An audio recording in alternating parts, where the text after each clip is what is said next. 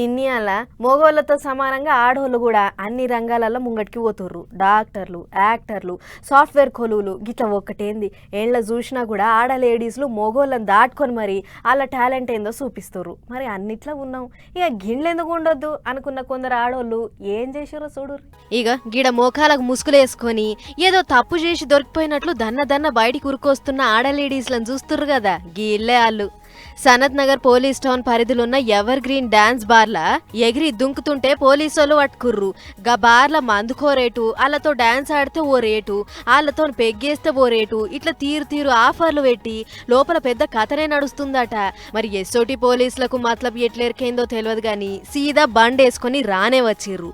ఇక పోలీస్ బండి కుయి సప్పుడిన్న bar owner lady డాను అక్కడికెంచి ఉసుకో అని పరారైందట.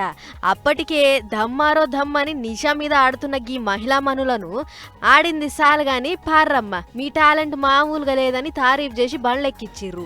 ఇక బండ్లెక్కినాక ఒక్కళ్ళన్న ముఖం పైకి లేపుతోట్టు మొత్తం 11 మందిని అరెస్ట్ చేసి స్టేషన్ కు పట్టుకుపోయిర్రు.